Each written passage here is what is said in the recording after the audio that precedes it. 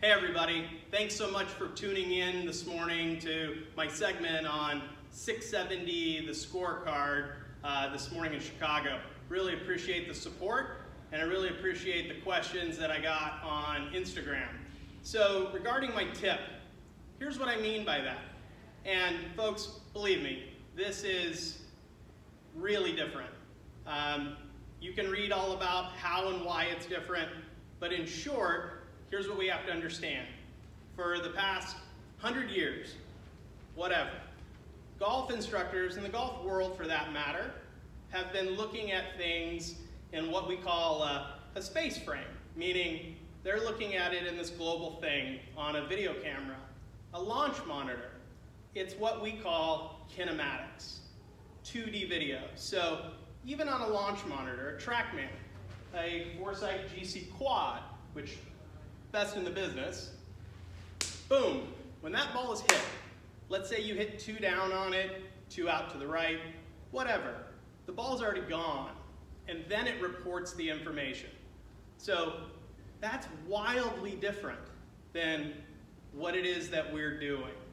What we're doing is we're looking at it in what's called a user frame, okay? This is kinetics. It's the pushing, the pulling, the twisting. It's almost as though we were to shrink ourselves down and be riding along in the golf swing, on the golf club, in the joints, and experiencing everything that was happening while you were doing it. So if the average golfer, honestly, even tour players, world long drivers that I have the privilege of working with, when they start to understand that whether you realize it or not, you're pushing, you're pulling, you're twisting, golfers get better, they get better in a hurry. So, the topic today was about speed, all right? Speed is important. It makes this game more fun, we all want it. How do we get more of it? Well, most golfers are chasing this idea that in their backswing, they're trying to extend out and push down on the golf club. They're trying to push down on the golf club thinking that this is powerful. What we know, based off of our ability to measure forces, torques, kinetics, push-pulls, twists, it's not. We actually want that golfer to be pulling up, literally pulling up on the grip. Okay, so let's take a step back. Here I am in my posture. And this is just in a frontal plane.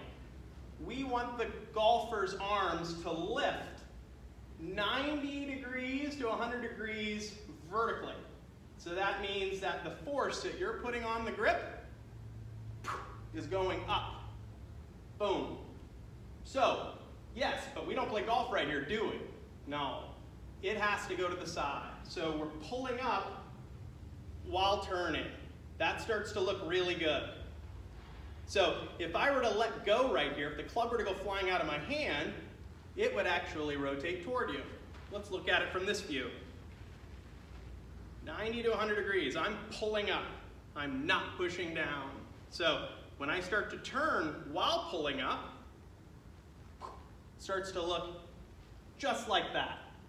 So start looking at your favorite tour player. You're gonna find when that club is parallel to the ground, it's pointed above their belly button, above their pelvis.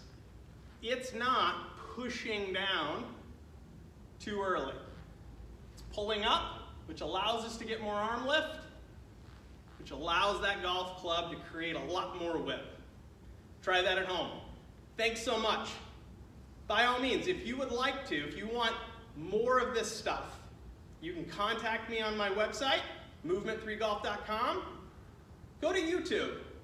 And if you go to YouTube to see those videos, do me a favor. Follow me, Rick Silva, Movement3Golf. Make sure you follow, hit that little bell. Really appreciate your help. Take care.